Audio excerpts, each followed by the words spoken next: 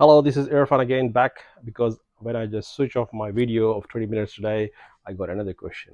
I thought that's a very important one. I answer that as well in a quick session because I got a time right now. The question is that when I come to Australia, the intern pharmacist, and I started my job as an intern pharmacist, what is the cost of involved in the intern training program? Okay, so the quickest answer is that if you go on ITP, Pharmacy Guild ITP or Pharmacy Guild Intern Training Program website, you can see everything over there. You can see the cost, which is $1,800 that you need to pay as a intern pharmacist in that 1 year.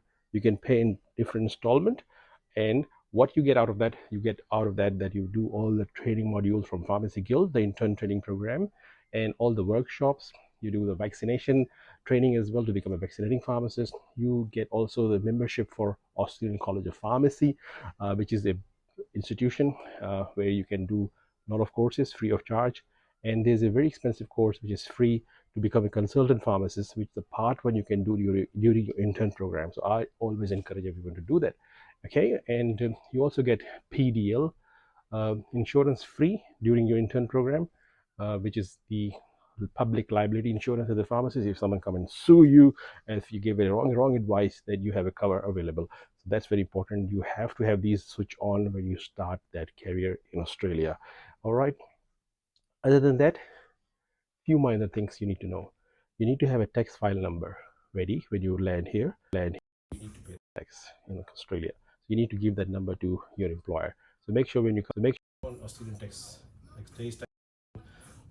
office, Australian Tax Department website, which is atu.gov.au. Go and apply for your tax file number, TFN they call it. Okay, what the second thing, you need to open a superannuation fund, which is called a per fund, which is like a retirement fund, which is 10% of your wages that employer give you on the top and put in you that account. For pharmacy people, the preferable super fund company is called REST, rest.com.au.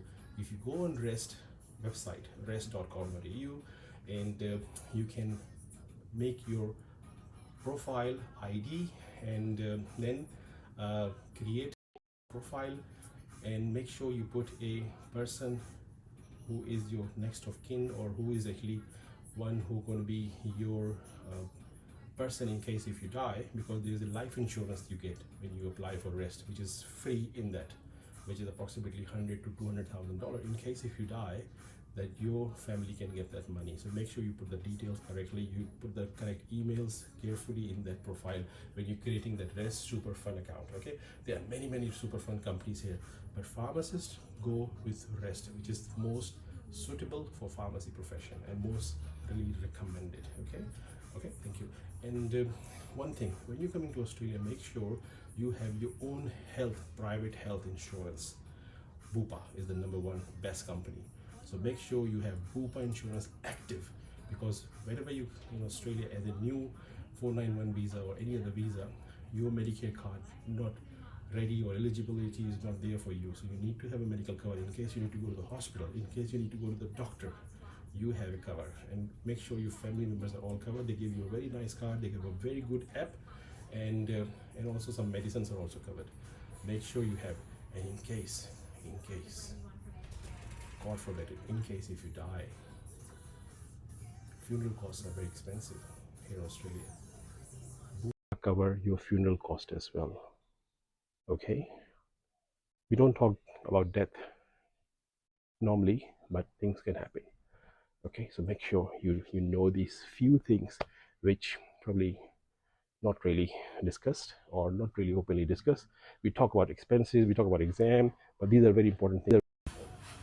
Okay, and driving license, driving a vehicle is very important for a pharmacist.